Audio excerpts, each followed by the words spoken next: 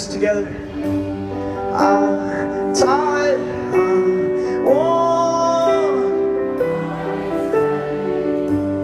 from the work it takes just to keep on breathing. And I made mistakes. I've let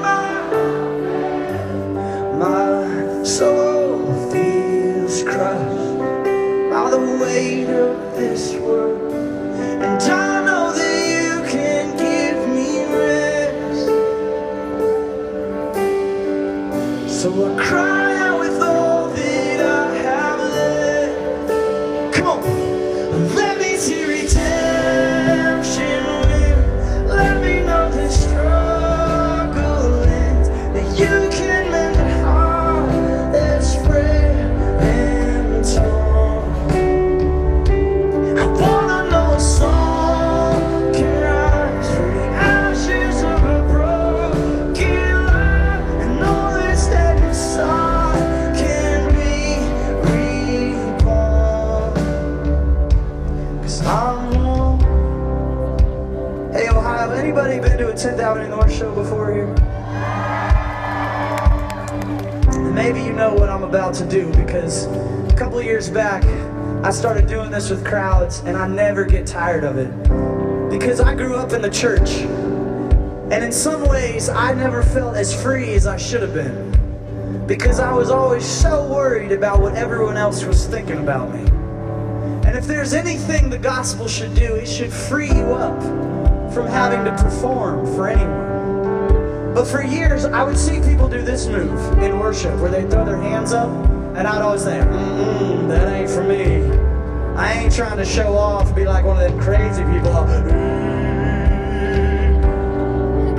But on the count of 3, I want to get every single person to lift your hands in worship. Not yet, on the count of 3, come on now. I appreciate the enthusiasm, but you need to follow directions, okay? But like I said, this is not to say we got it all together. I think it's just the opposite. Because after I became a dad, you know what my little girls do when they want daddy to pick them up? They say, Dad, hold you. And I'm like, that's not correct English. No, they lift their hands and they say, Dad, I need to be held.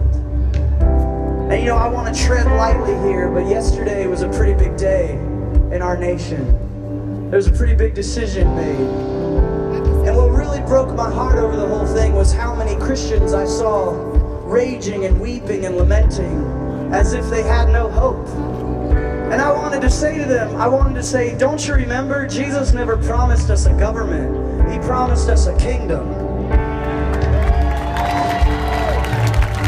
And for those of you that you're intensely afraid of persecution, I got news for you. Jesus said that would come too. But you know what he also said?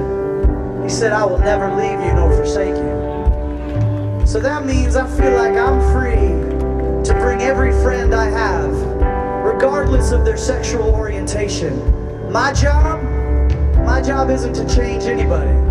My job is to introduce everybody to Jesus, because he's the one we all need. So let's admit our need tonight. 1, 2, 3, come on. I'm warm, and my prayers are wearing thin. Yeah, I'm warm, even before the day